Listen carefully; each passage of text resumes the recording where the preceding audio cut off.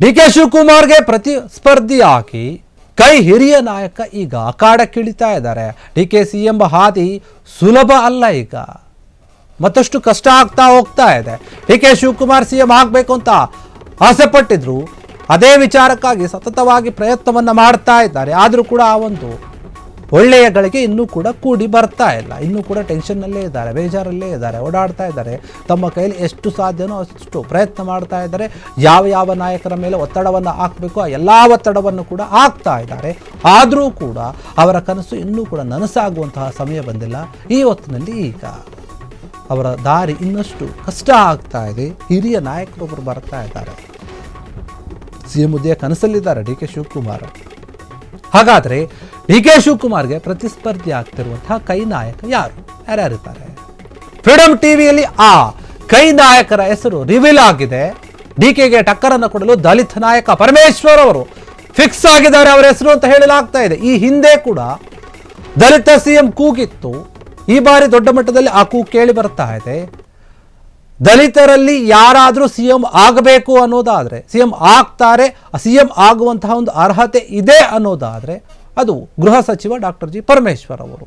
ಅವರ ಹೆಸರು ಪದೇ ಪದೇ ಕೇಳಿ ಬರ್ತಾ ಇದೆ. ಅವರ ಬೆಂಬಲಿಗರು ಕೂಡ ಅಷ್ಟೇ ದೊಡ್ಡ ಮಟ್ಟದಲ್ಲಿ ಹೋರಾಟ ಕೂಡ ಮಾಡಿದ್ರು, ಅವರು ಸಿಎಂ ಆಗಲೇಬೇಕು ಅಂತ. ಯಾಕಂದರೆ ಕಾಂಗ್ರೆಸ್ನಲ್ಲಿ ಇದುವರೆಗೂ ಕೂಡ ಯಾವ ಒಬ್ಬ ದಲಿತರು ಕೂಡ ಸಿಎಂ ಆಗಿಲ್ಲ. ಕಾಂಗ್ರೆಸ್ ದಲಿತರನ್ನ ನಾಯಕರ ಸಿಎಂ ಆಗಿ ಮಾಡಿಲ್ಲ, ಆ ಸ್ಥಾನದಲ್ಲಿ ಕೂರಿಸಿಲ್ಲ. ಈ ಬಾರಿ ಆದರೂ ಅವಕಾಶವನ್ನು ಕೊಡಿ.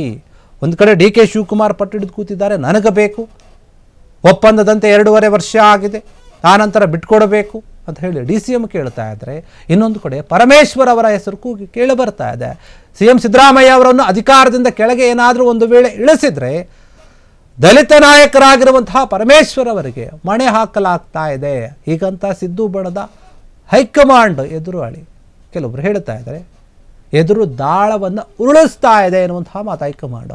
ಇತ್ತ ಪರಮೇಶ್ವರ್ ಕೂಡ ನನಗೂ ಕೂಡ ಸಿಎಂ ಆಗುವಂತಹ ಆಸೆ ಇದೆ ಅನ್ನುವಂಥ ಆಸೆಯನ್ನು ಮುಂದಿಟ್ಟಿದ್ರು, ಆಕಾಂಕ್ಷೆ ಇದೆ ಅನ್ನುವಂತಹ ಒಂದು ಆಸೆಯನ್ನು ತೆರೆದಿಟ್ಟಿದ್ರು. ಇದು ಡಿ.ಕೆ.ಗೆ ಸಿಕ್ಕಾಪಟ್ಟೆ ತಲೆನೋವು ಆಗ್ತಾ ಇದೆ. ತಲೆನೋವಿನ ವಿಚಾರವಾಗಿ ಅವರ ಮನಸ್ಸಲ್ಲಿ ಕೂತು ಬಿಟ್ಟಿದೆ. ಪರಮೇಶ್ವರ್ ಅವರು ಈ ಹಿಂದೆ ಅವರು ಕೂಡ ಡಿ.ಸಿ.ಎಂ ಆಗಿದ್ರು, ಈಗ ಗೃಹ ಸಚಿವರಾಗಿದ್ದಾರೆ.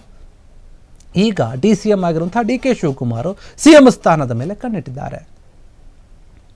ಪದೇ ಪರಮೇಶ್ವರ್ ಅವರು ಕೂಡ ಅವರ ಮನಸ್ಸಲ್ಲಿರುವಂತಹ ಒಂದು ಆಸೆಯನ್ನು ಹೇಳ್ತಾ ಇದ್ದಾರೆ. ನನಗೂ ಕೂಡ ಆಸೆ ಇದೆ, ಯಾರಿಗಿರೋದಿಲ್ಲ ಈ ಆಸೆ ಹೇಳಿ?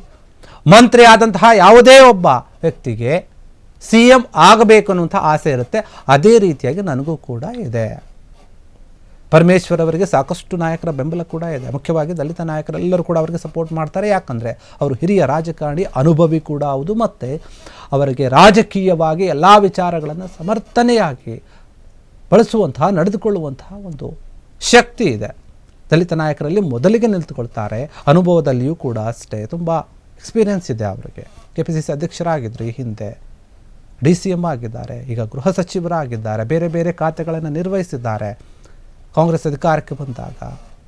ಹೀಗಿರುವಾಗ ಅವರು ದಲಿತ ನಾಯಕರಲ್ಲಿ ಸಿಎಂ ಆಗುವಂತಹ ಒಂದು ಸ್ಥಾನಕ್ಕೆ ಸೂಕ್ತವಾದಂತಹ ವ್ಯಕ್ತಿ ಅಂತ ಅವರ ಹೆಸರು ಕೇಳಿ ಬರ್ತಾ ಇತ್ತು. ಈಗ ಅದೇ ದಾಳವನ್ನು ಉರುಳಿಸೋಕೆ ಹೈಕಮಾಂಡ್ ಯೋಚನೆ ಮಾಡದಂತೆ ಕಾಣ್ತಾ ಇದೆ. ಡಿ.ಕೆ. ಶಿವಕುಮಾರ್ಗೆ ಈ ಒಂದು ವಿಚಾರದಲ್ಲಿ ಮತ್ತೆ ತಲೆನೋವು ಆಗಿದೆ. ನಾಯಕತ್ವದ ಬದಲಾವಣೆಯ ವಿಚಾರವಾಗಿ ಕಾಂಗ್ರೆಸ್ನಲ್ಲಿದ್ದಂತಹ ಗೊಂದಲಗಳು ಸಾಕಷ್ಟಿತ್ತು. ಬೇರೆ ನಾಯಕರು ಬೇರೆ ರೀತಿಯಾಗಿ ಹೇಳಿಕೆಗಳನ್ನು ಕೊಡ್ತಾ ಇದ್ರು. ಅದರ ಮಧ್ಯೆ ಈಗ ಮತ್ತೊಂದು ಟೆನ್ಷನ್. ಸ್ವತಃ ಹೈಕಮಾಂಡೇ ಈ ಒಂದು ದಾಳವನ್ನು ಉಳಿಸೋಕೆ ಪ್ಲಾನ್ ಮಾಡಿಕೊಳ್ತಾ ಇದೆ ಅಂತಂದರೆ ಇದು ಯಾವ ರೀತಿಯಾಗಿ, ಯಾವ ಕಾರಣಕ್ಕೆ? ಒಂದು ವೇಳೆ ಡಿ.ಕೆ. ಶಿವಕುಮಾರ್ ಅವರನ್ನು ಸುಮ್ಮನೆ ಇರಿಸೋಕೆ ಈ ಪ್ಲಾನ್ ಮಾಡ್ತಾ ಇದ್ದಾರಾ? ಇಲ್ಲ ಏನಾದರೂ ಕಾಂಗ್ರೆಸ್ನ ತಲೆಯಲ್ಲಿ, ಹೈಕಮಾಂಡ್ನ ತಲೆಯಲ್ಲಿ ಈ ಬಾರಿ ದಲಿತ ಸಿಎಂನ್ನು ಮಾಡಬೇಕು ಅನ್ನುವಂತಹ ವಿಚಾರ ಏನಾದರೂ ಇದೆಯಾ? ಒಂದು ವೇಳೆ ದಲಿತ ಸಿಎಂ ಪರಮೇಶ್ವರ್ ಅವರನ್ನು ಮಾಡಿದರೆ KPCC ಅಧ್ಯಕ್ಷ ಸ್ಥಾನ ಡಿ.ಕೆ. ಶಿವಕುಮಾರ್ ಅವ್ರ ಹತ್ರನೇ ಇರುತ್ತಾ? ಅವರು ಡಿ.ಸಿ.ಎಂ ಆಗೇ ಇರ್ತಾರಾ? ಅಥವಾ ಇವರು ಕೂಡ ಕೇಳೋಕೆ ನಿಂತ್ಕೊತಾರಾ? ಇಲ್ಲ, ನನಗೆ ಕೊಡಬೇಕಾಗಿತ್ತು, ನೀವು ಅವ್ರಿಗೆ ಯಾಕೆ ಕೊಟ್ರಿ? ಒಂದು ರೀತಿಯಲ್ಲಿ ನೋಡೋದಾದರೆ ಡಿ.ಕೆ. ಶಿವಕುಮಾರ್ಗಿಂತ ಸೀನಿಯರು ಪರಮೇಶ್ವರ್ ಅವರು. ಸೀನಿಯರ್ ಅಂದರೆ ವಯಸ್ಸಲ್ಲಿ ಅಂತಲ್ಲ, ಅನುಭವದಲ್ಲಿ, ರಾಜಕಾರಣದಲ್ಲಿ. ಅವರೇನು KPCC ಅಧ್ಯಕ್ಷರಾಗಿ ಬಂದಿದ್ದಾರೆ, ಪಕ್ಷವನ್ನು ಮುನ್ನಡೆಸಿದ್ದಾರೆ. ಅವರಿಗಿಂತ ಹೆಚ್ಚಿನ ವರ್ಷ ಪರಮೇಶ್ವರ್ ಅವರು ನಡೆಸಿದರು.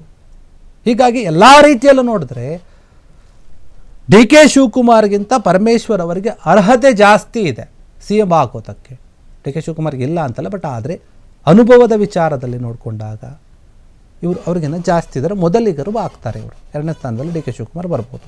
ಆದರೆ ಈಗ ಇದೇ ಒಂದು ವಿಚಾರವಾಗಿ ಡಿ ಕೆ ಶಿವಕುಮಾರ್ಗೆ ಟೆನ್ಷನ್ ಶುರುವಾಗ್ತಿದೆ, ಯಾವಾಗ ಏನಾಗುತ್ತೆ. ಹೈಕಮಾಂಡ್ ಮಾತ್ರ ಈ ಒಂದು ನಾಯಕತ್ವದ ಬದಲಾವಣೆಯ ವಿಚಾರದಲ್ಲಿ ತುಟಿಕ್ ಅಂತ ಇಲ್ಲ, ಯಾವ ಒಂದು ನಿರ್ಧಾರವನ್ನು ಹೇಳ್ತಾ ಇಲ್ಲ.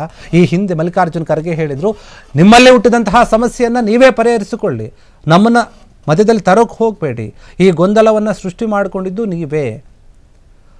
ಲೋಕಲ್ ಮಟ್ಟದಲ್ಲಿ, ಲೋಕಲ್ ಲೆವೆಲಲ್ಲಿ ಬಂದಿರುವಂತಹ ಈ ಒಂದು ಸಮಸ್ಯೆ ಏನಿದೆ, ಇದನ್ನು ನೀವೇ ಲೋಕಲ್ ನಾಯಕರು ಯಾರಿದ್ದೀರಿ ಕರ್ನಾಟಕದಲ್ಲಿರುವಂಥ ನೀವೇ ಬಗೆಹರಿಸ್ಕೊಳ್ಳಿ ಅಂತ ಹೇಳಿಬಿಟ್ಟಿದ್ರು.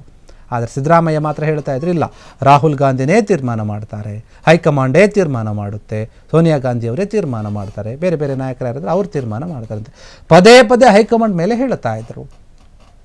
ಹೀಗಾಗಿ ಡಿ ಕೆ ಶಿವಕುಮಾರ್ ಅವರು ಕೂಡ ಮಲ್ಲಿಕಾರ್ಜುನ್ ಖರ್ಗೆ ಅವರ ಮೇಲೆ ಒತ್ತಡವನ್ನು ಹೇರ್ತಾ ಇದ್ರು. ಏನೇ ಮಾಡಿದ್ರು ಕೂಡ ಅವರು ಆ ಒಂದು ಸ್ಥಾನವನ್ನು ಪಡೆಯೋಕೆ ಆಗ್ತಾ ಇಲ್ಲ. ಈಗ ಪರಮೇಶ್ವರ್ ಅವರು ಇದ್ದಾರೆ, ಅವರಿಗೆ ಅಡ್ಡಿಯಾಗಿ, ಅಂದರೆ ಪರಮೇಶ್ವರ್ ಅವರನ್ನು ತಂದು ನಿಲ್ಲಿಸಿದ್ರೆ ಡಿ ಕೆ ಶಿವಕುಮಾರ್ ಅವರು ಸುಮ್ಮನೆ ಆಗ್ತಾರೆ ಅನ್ನುವಂಥ ನಿಟ್ಟಿನಲ್ಲಿ ಹೈಕಮಾಂಡ್ ಯೋಚನೆ ಮಾಡದಂತೆ ಇದೆ. ಹೀಗಾಗಿ ಡಿ ಕೆ ಶಿವಕುಮಾರ್ ಮುಂದಿನ ನಡೆ ಏನು ಅನ್ನೋದ್ರ ಬಗ್ಗೆ ಪ್ರಶ್ನೆ ಮೂಡಿರುವಂಥದ್ದು. ಕ್ಷಣ ಕ್ಷಣದ ಸುದ್ದಿಗಳಿಗಾಗಿ ಫ್ರೀಡಂ ಟಿವಿ ಸಬ್ಸ್ಕ್ರೈಬ್ ಮಾಡಿ, ಲೈಕ್ ಮಾಡಿ ಹಾಗೂ ಫಾಲೋ ಮಾಡಿ. ಹೊಸ ಸುದ್ದಿಗಳ ನೋಟಿಫಿಕೇಶನ್ಗಾಗಿ ಬೆಲ್ ಐಕಾನ್ ಮೇಲೆ ಕ್ಲಿಕ್ ಮಾಡಿ.